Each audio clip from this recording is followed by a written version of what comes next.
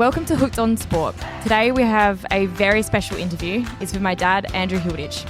For me, it was a really personal interview. First time my dad has spoken to the media in about, forever. His career as a player, administrator and family man. I've never got emotional on the podcast, but talking to my dad really brought up some emotions from the past and the true bond of our family. Hope you enjoy.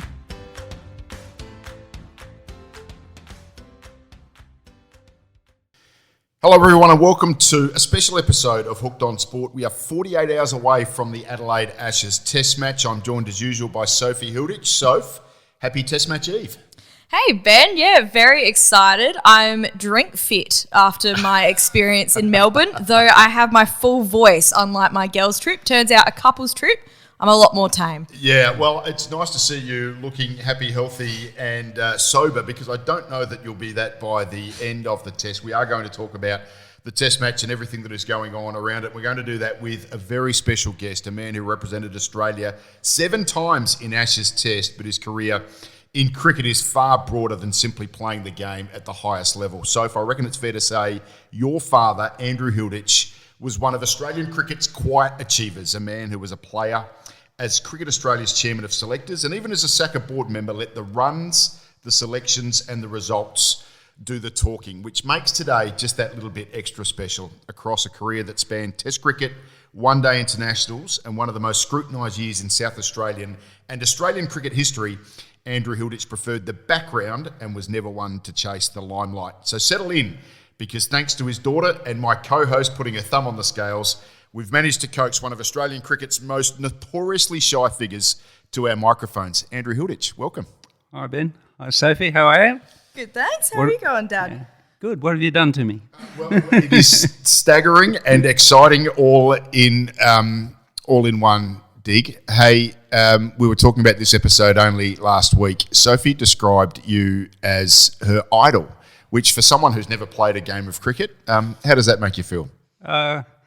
Well, it's interesting. So she's not always been the absolute sport guru she is now. So going back a few steps, I remember when we did the roof climb at Adelaide Oval, and Sophie, I don't know, this was probably about 10 years ago. And we were doing the roof climb and the guy was introducing us, and we were up the top sitting down watching the scoreboard, and he was telling us how the old scoreboard worked, and at some stage said, "Wouldn't it be amazing to have your name up there with 100 next to it?"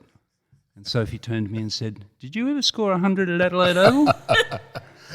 At which time I nearly lost it and did tell her that I'd actually scored 18 of them. But Thanks, Dad. First time on the pod and you're already throwing me under the bus immediately. Your claim to fame in sport these days is your caddy for Sophie whenever she plays in an amateur tournament. What is she like as a daughter, but more importantly, what is she like as a boss? She's actually really easy to caddy. She's a very good golfer, as she's probably told you. But she doesn't lose it. She stays very calm, and she's very easy to caddy. And she knows not to pay any attention to anything I say. Does she bring you in to read a putt from time to time? Occasionally, and then does the opposite. We're 2 days away from the third test at the Adelaide Oval. What does the redeveloped Adelaide Oval mean to you? It's very special. I happened to be on the board when Ian McLaughlin was president and running the whole show to try and get AFL to Adelaide Oval and to redevelop the Oval, and it was a really exciting time. I can't say that I had much to do with it, other than Ian McLaughlin was such a statesman, great cricketer as well, but also a politician, just so influential, and he was determined to make that happen. So he had a secret committee. I think Robert Hill-Smith was on the committee from Yalumba, and they worked tirelessly for many years to make that happen, with Ian giving us limited input, and eventually just one day walked in and said, well, the only way this is going to happen is we're going to redevelop the Western Grandstand, and I think it was a lot of money, 90-odd million, I think. And he said, we're going to do that, and then they will come. And that was the whole strategy. And then about 5 years later, after it had finished, he walked in and said, well, the AFL now wants to play at Adelaide Oval, and we did the Eastern Grandstand, and I think I love the comment of Graham Gooch, who described Adelaide Oval as the best cricket ground in the world.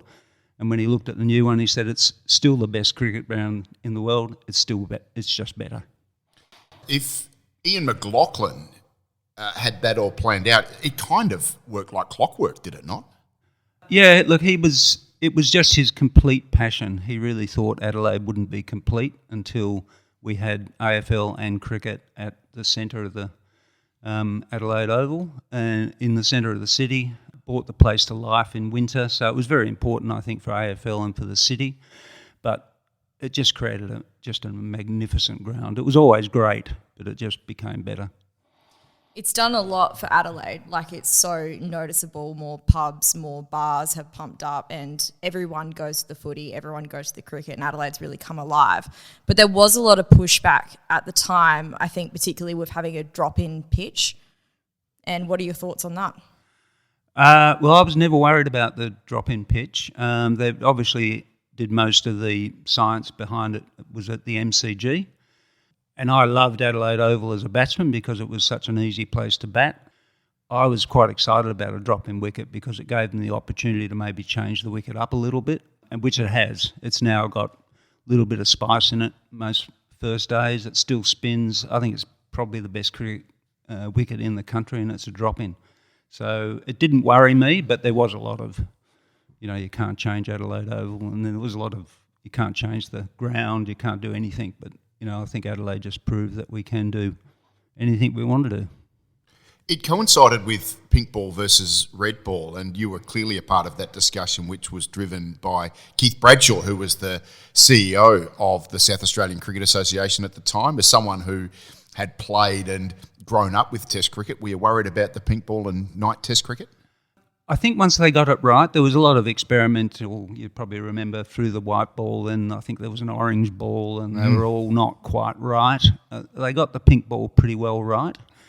I was always, even though I was very conservative, I was always very excited at the prospect of day-night tests with a pink ball, particularly at Adelaide, because you can go to work and leave work at 4 o'clock, and also if you normally left at 1 anyway, but you could get down there and watch at least 2 sessions of cricket, and I just think it was fantastic. Just bought the ground. I'm very disappointed it's not a pink test, this test.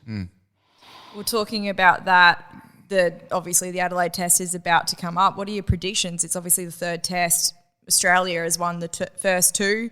So obviously this is a big test for England. They really need to win it, obviously, to get back and win the series.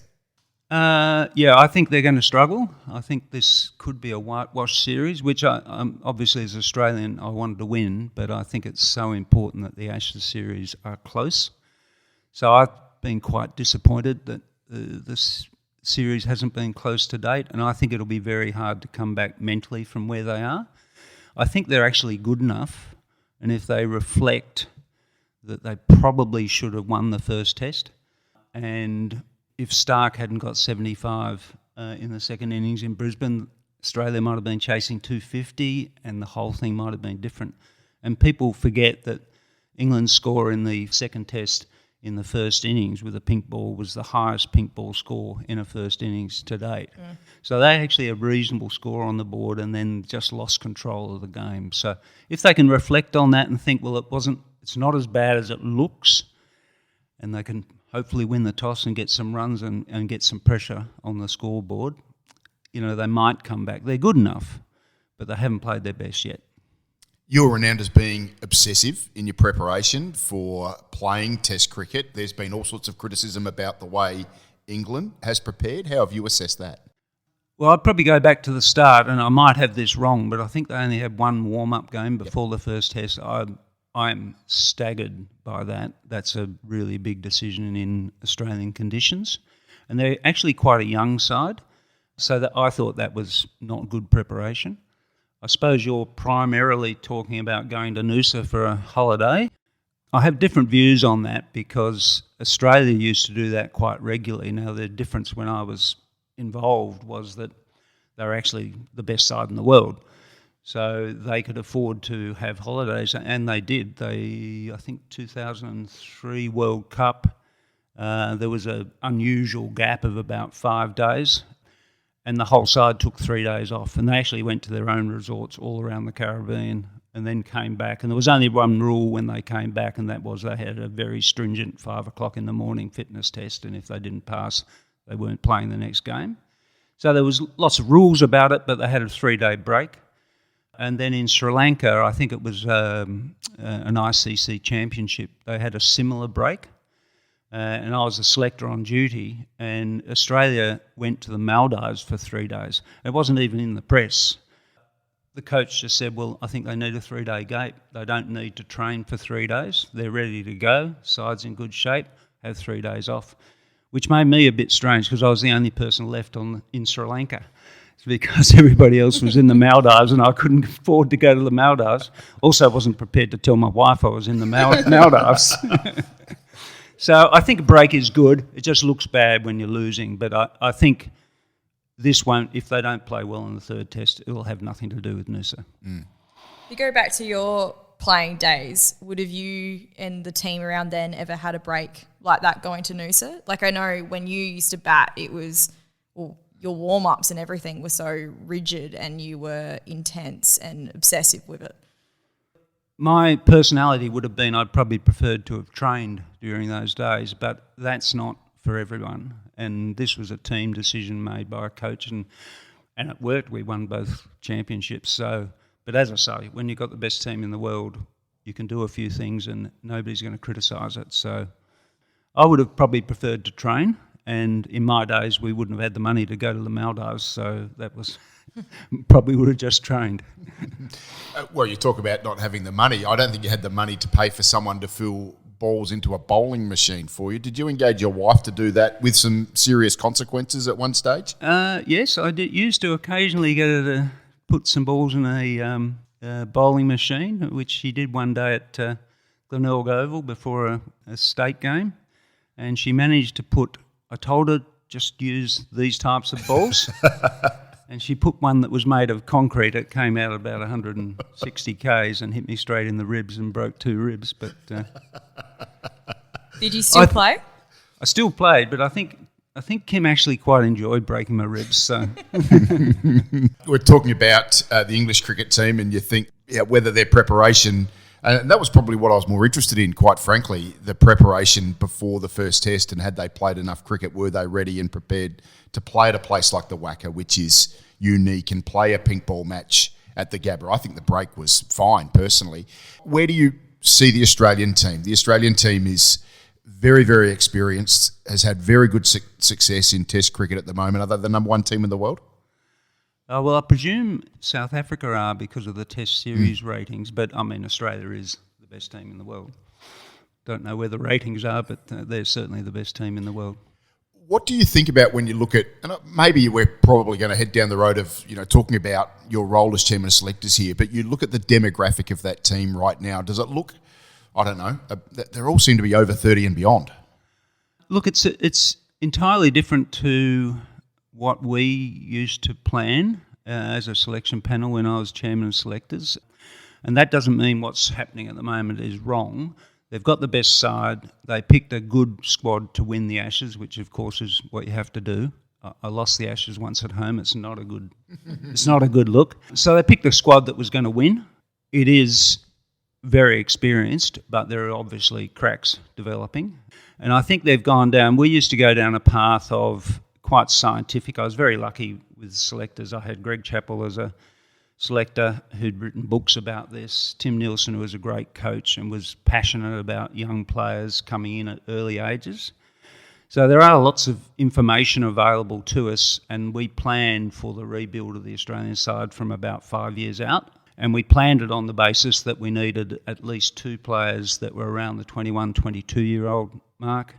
You needed the majority of players about 26 to 32. Statistically, that is when they play their best cricket.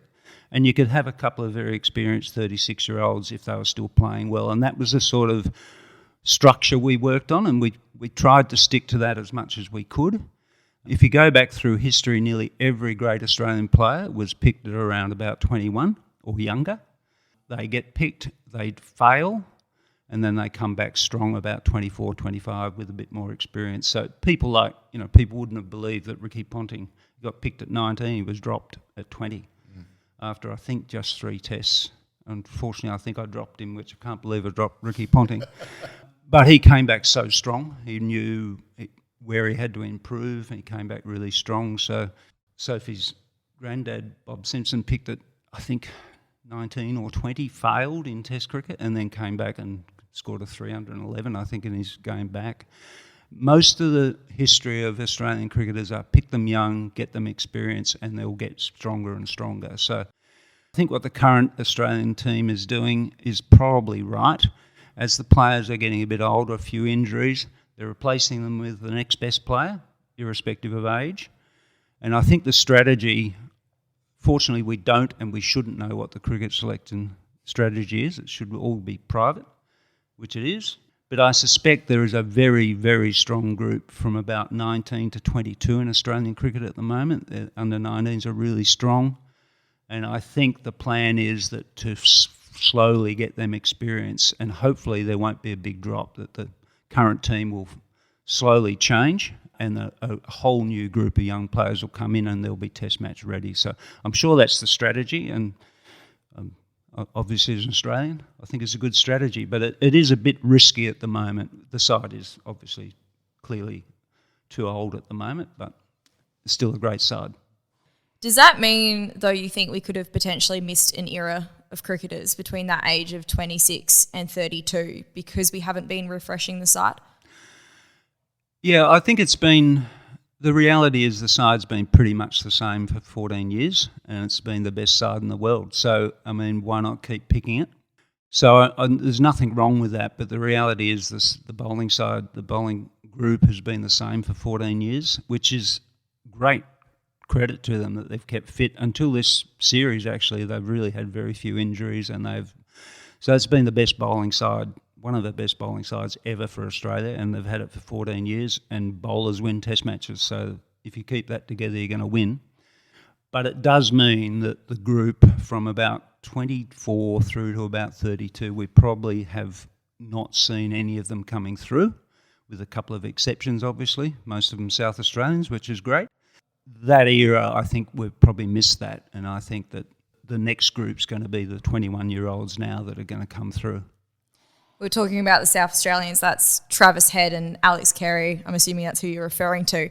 But that bowling attack that was picked 14 years ago, who picked that bowling attack first? I'm not prepared to answer that. But what's interesting about that, Andrew, is you took over as chairman of selectors, I think it was 2005, 2006, and within 12 months you've lost McGrath, Warne, Gillespie, which was the previous 10 years who had been a really stable part of the attack. So, I mean, you were a selector before, but not the chairman of selectors. It's almost like you lived exactly what we're discussing now.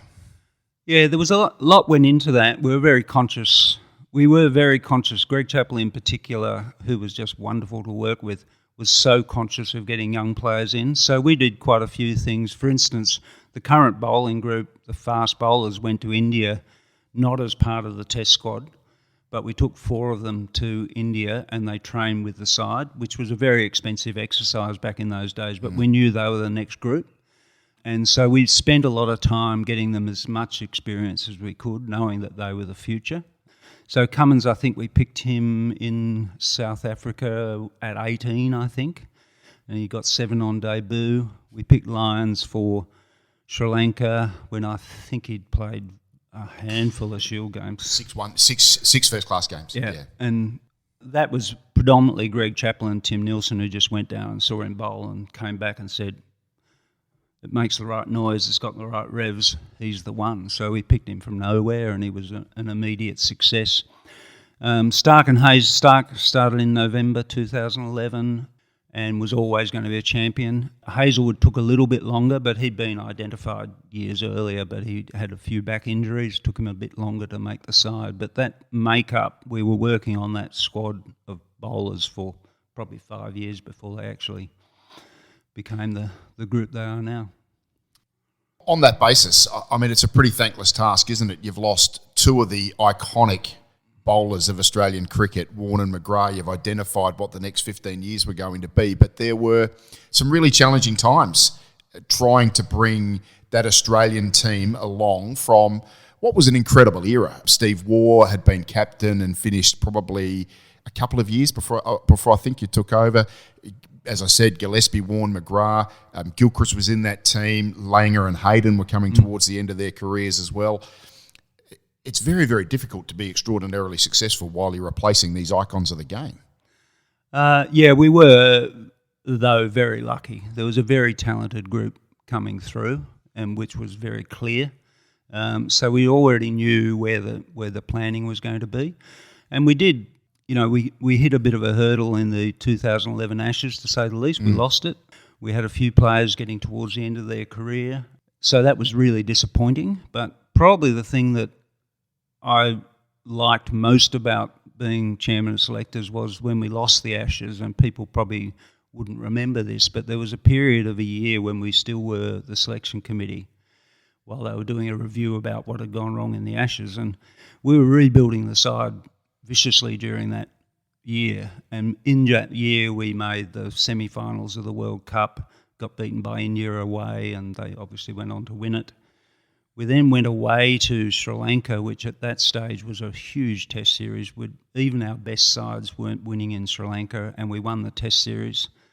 Then we went to South Africa and we played the best side in the world at that stage, and we drew the test series with a whole new team, basically. So within about a year, it would have been, the side had basically been rebuilt, and we were lucky. They were all talented and they all came through. Like we were saying, you kind of started your selection career with almost like a golden era. It was like an unbelievable side. We were the top side by that far. It wasn't funny. But then you obviously had to deal with the retirement of players and players coming in. How did you deal with that, having been a player yourself as a selector? Did you keep an open chain of communication with all these players and, tell them when they might be coming to the end of their career or what they could do better to improve? Yeah, well, I made a decision. As a selector, it's pretty easy. The chairman of selectors has to deliver all the bad news and the good news. As chairman of selectors, I just made a decision, which is not really part of my personality, and I was brutally honest. And anything that was said at a selection committee as to why a player wasn't picked, I repeated it verbatim. And I can't do this job unless everybody knows everything I say is exactly as it is. So no fudging it. If someone was overweight and they weren't being picked for that reason, you told them they were overweight, which is not the modern way, but just perfectly straight. And that was pretty harsh because we had people like Ricky Ponting and Simon Cadich, Hayden, Langer. We had a lot of people getting to that 36-year-old mark, and I think, in a modern era, people might be able to play to 38 and still be at their best, but traditionally around about the 36-year-old, it gets hard to play Test cricket. So I had very open discussions with all those players, possibly to my detriment, but, I told them that we are not going to have 6 36-year-old batters in our team. We're just not going to do that. So I didn't say that they weren't going to be part of the team, but I would say that we're looking at, this is not the right blend for us. We need young players coming through, and that's what we're going to do. I want to ask you both about one of those batters, Matthew Hayden in particular. I want to take you back to a day in 2009. It was January 3, and both of you are on the front page of every newspaper in the country on the basis that Matthew Hayden was opening the batting for Australia at the SCG, and you were out walking the dog rather than watching it on television. Look, we're 16, 17 years on now. I imagine your emotions about that whole thing have tempered, but how did that make you feel at the time? Not great. I've actually, believe it or not, this is the first interview I've done since I wasn't chairman of selectors, so I'm not really a media person. But and I didn't say anything about that day, but it was very badly expressed in the press. So the reality of that day, which I've never talked about, is that we had a system. I'm sure they've still got the same system today. You had a selector on duty. In this case, it was David Boone, who was watching the Sydney Test. And we actually had a discussion before that day, and I said, look, this is a pretty big day. Matthew Hayden, great player. Do you think I should come over as well? and talked about it with coach and captain and said, no, everybody knows David Boone's the selector on duty. If you come over, it's really just adding to the pressure.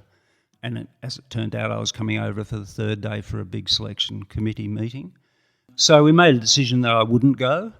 And the only reason, as a cricket lover, I'm not going to miss the first ball of a Sydney or Melbourne or Adelaide test match. But what in fact happened is I was walking along the beach coming back to watch the first ball. The press were all over the beach and on the cliff front, and I just said to Sophie, look, you just go back to the house. I'm going to work a little bit further on, come around the back, and hopefully I can avoid the press, which meant that I was about 20 minutes late getting back and I missed the first ball.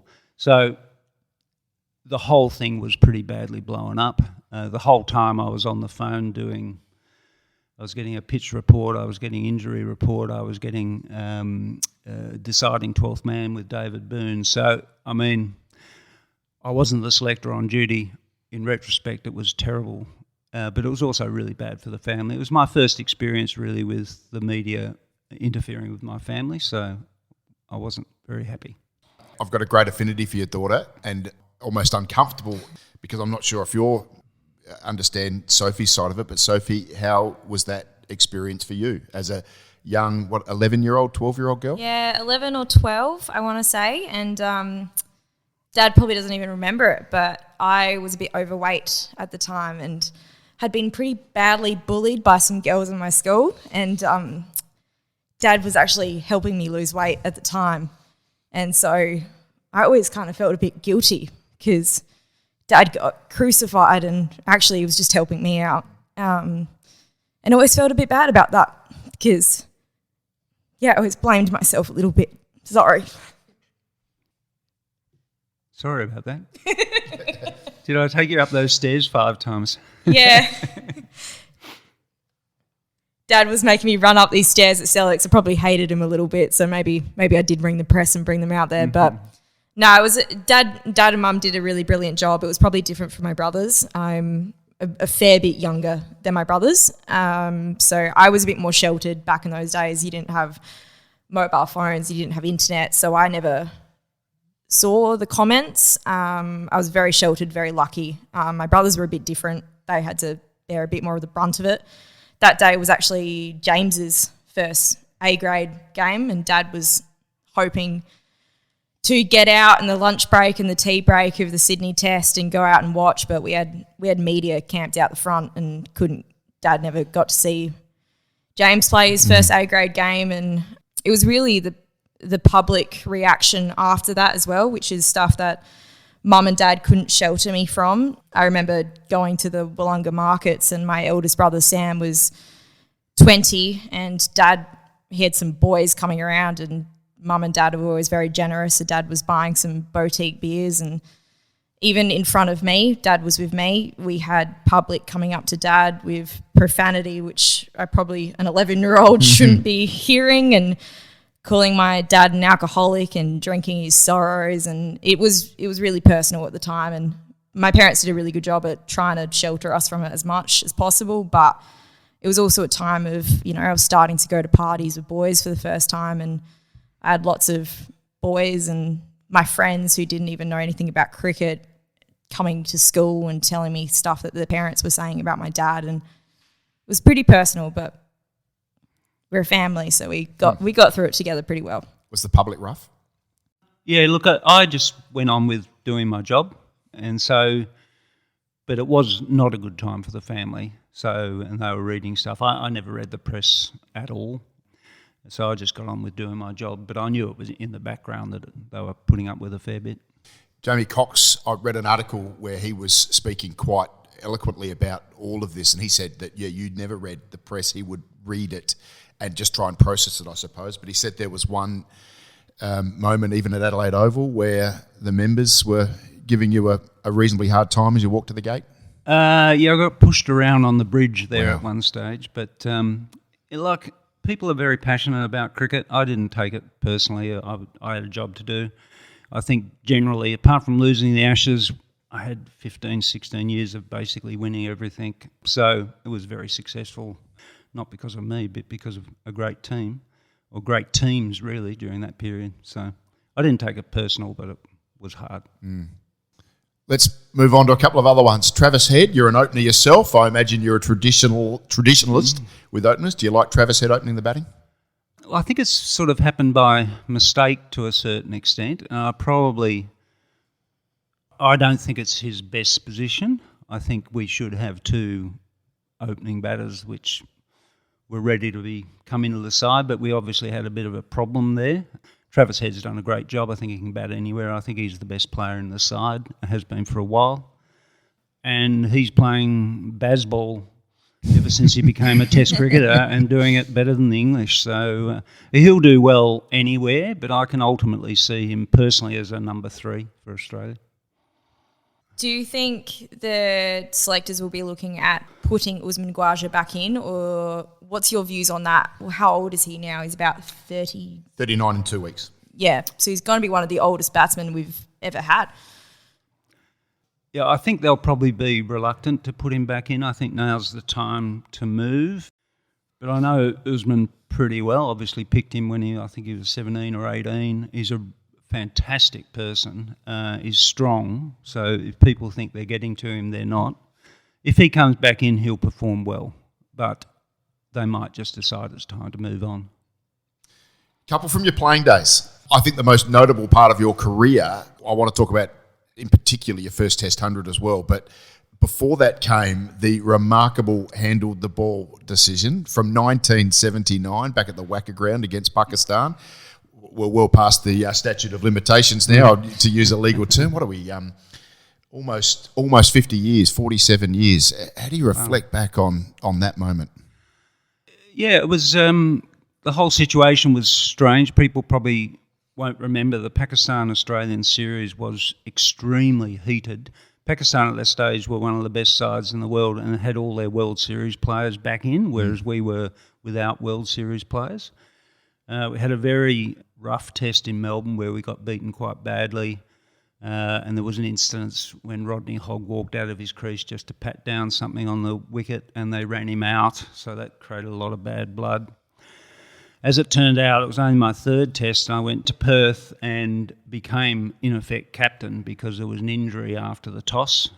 So I had to captain the side, third test in. There was a lot of heated emotion going on. And before they handled the ball, there was an incident where Alan Hurst actually came up to me and said, we were trying to get the last wicket out for Pakistan. And he said, look, they're actually cheating. The tail ender is halfway down the crease when I'm bowling the ball. I'm going to man-cat him, which is, of course, is a no-no. And I said to Alan Hurst at the drinks break, I said, look, you can't do that. You're going to have to give him a warning. Tell the umpire he's doing it, give him a warning, and then if he continues to do it, we'll think about it again. Well, first ball after the drinks session, Alan Hurst man-catted the batsman, which didn't go down well. So, and then I went out to bat in that background. We had to chase down about 270 on the last day. We actually won the test match, which was great, so that's all that mattered. But the handle of the ball was, the ball was just being handled back to the bowler. It wandered up to me at the non-striker's end. I picked it up and handed it to the bowler, and the next minute there was 11 Pakistanis appealing all over the ground, and I was out. But fortunately, we went on to win the test match, so I forgot about it pretty quickly, really. Yeah, so you had been advised that you were captain with an injury. Alan Hurst probably didn't get the memo if you've given him that instruction at drinks and he's completely disobeyed it one ball later. Your first Test 100 against the West Indies at the MCG, a bit of a unicorn because it was on day 5, and I guess the most impressive part of it was that it saved the test for Australia. I was really lucky to get into that test match. A lot of the players had 3 batterings from the West Indies, like that was probably the greatest bowling attack of all time. And I came in fresh with a few runs in the Shield, and most of the players were sort of quite jumpy about the whole experience. The West Indies were right on top of us. I just didn't have any scars from the first 3 tests, so I came in and just got lucky, played reasonably well. It was a wicket that really suited me. It didn't bounce very much. A bit like Glenelg. A little bit like Glenelg. It didn't used to bounce. So I was really pleased. I don't know it just really happened. I was in decent form and played pretty well on the last day. That innings propelled you to selection for the Ashes in England. You scored 100 at Leeds as well, which was a wonderful knock. What was the experience of playing Test cricket for the Ashes in England like? That was an amazing experience. I was vice captain with, my best mate growing up was Alan Border. He was captain, so it was a really great feeling to be part of that, and played pretty well in the first Test. And the series was reasonably close, and then we lost the last two to lose the series away.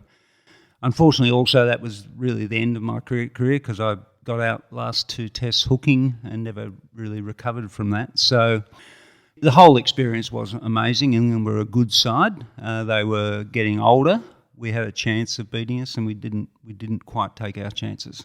As someone who's played and has notoriously got out the same way many, many times, how did that manifest itself, this supposed issue you had where you couldn't help but play the hook shot, and it brought you down a few times? Yeah, well, it was, strangely enough, it was not really a feature until the last two Test matches. So we're talking about a 1 month period. And so it was obviously stupid and should not have happened. But within about a month, I never hooked again and played 7 years of first-class cricket without ever getting out of hooking. But a lot of it was just poor judgment, but there was also a technical issue which I hadn't realised which was happening. I had quite a low stance, and these weren't traditional bounces. They were balls that were high over the leg stump, which is not really a dangerous ball, really.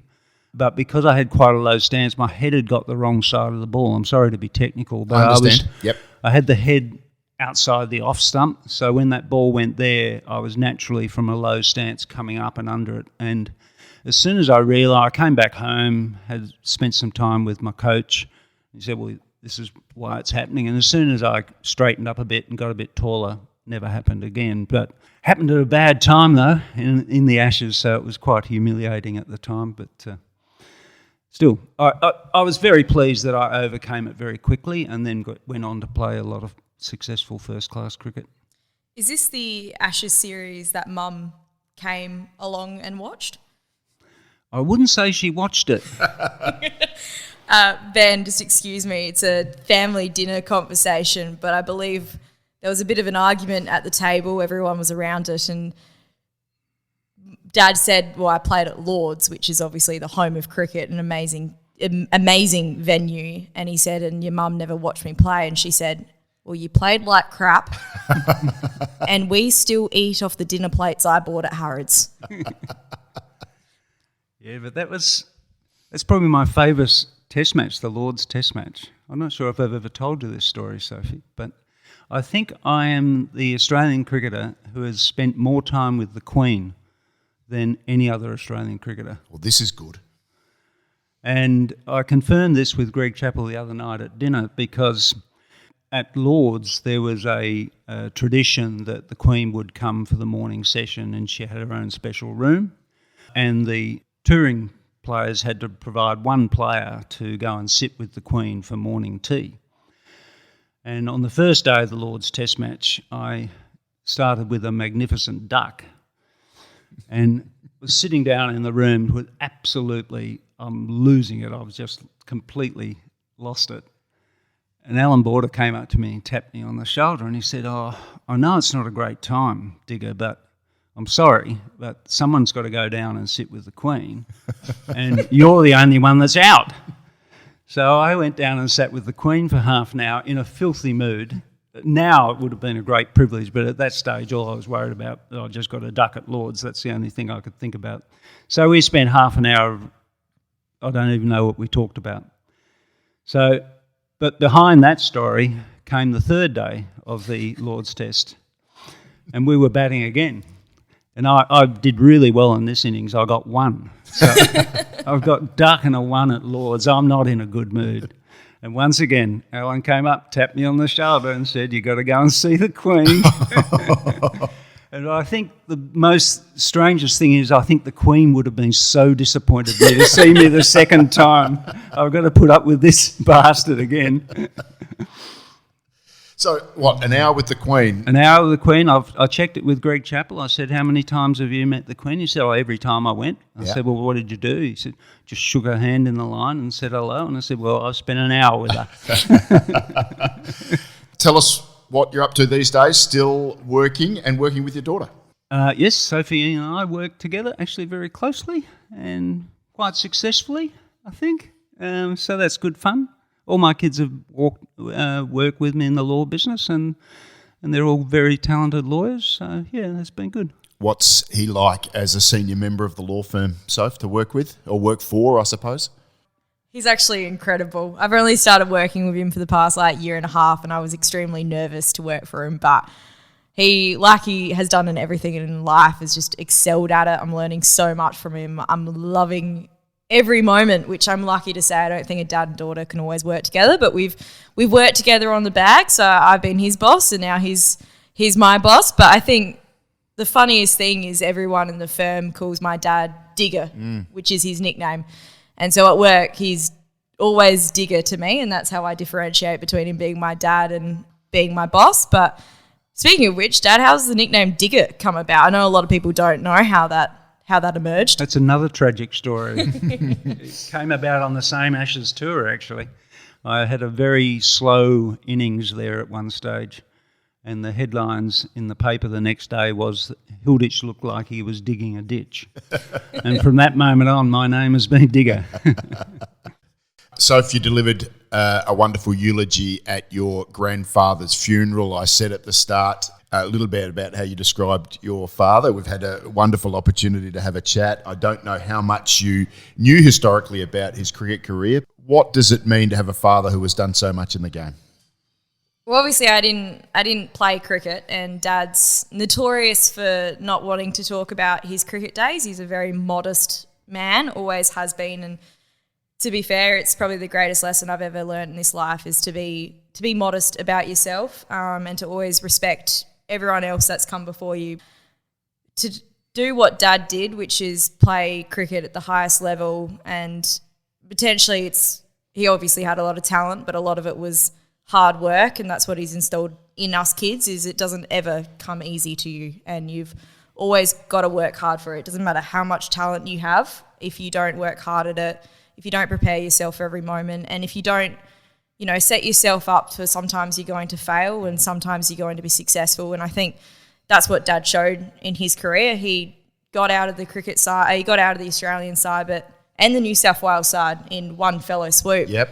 But he took it on the chin. He came and ended up opening for South Australia and made his way back into the Australian side.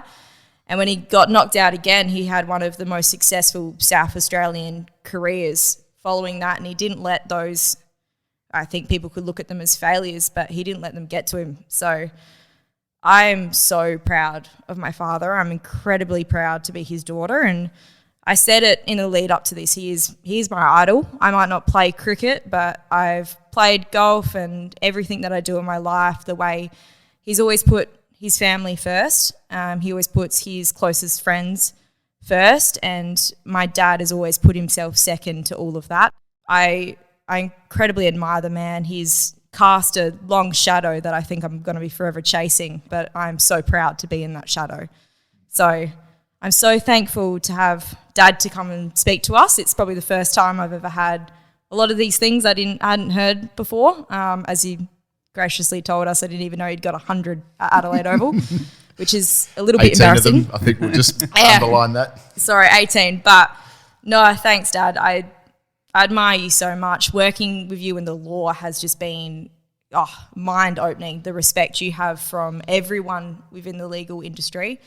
As soon as I say my last name, they're always asking me if I'm related to Digger, and then always have a great story to tell about you. You're completely passionate about what you do, and you have so much respect for everyone, and everyone in return has respect for you. I know the chairman of selections, there was a lot of bad press, but even the way you taught our family to deal with that, which is, people were going to talk, people were going to have their opinions, but as long as you have higher opinions of yourself and you stand by the decisions that you made, that's so incredibly important. And if you surround yourself, which Dad had, he had an incredible selection panel an incredible team around him, including Tim Nielsen and Greg Chappell and David Boone and Jamie Cox. They always stood together, and it just showed me how important it is to have friends and family in this life that are going to always stand by you. And as long as you have that, as long as you stay true to yourself, it doesn't matter what people say about you. You just got to be proud of yourself and keep marching on. And that's exactly what Dad's done. So, yeah, incredibly proud. There's no pay rise. It's a nice try, though. Yeah. Will you make it to the test? Oh, yes. Yeah, I'm actually hosting a box for the legal firm on the first day, which I've never done before. So they'll be incredibly bored by me, but that'll be fun. And then I'll be going out the back a bit, I think. Yeah, fair enough. Andrew, I can't have said it any better than what your daughter just did, but it's been an incredible contribution to Australian cricket, but done with just such grace and class. Thank you so much for your time today. Thank you for having me. I've enjoyed it.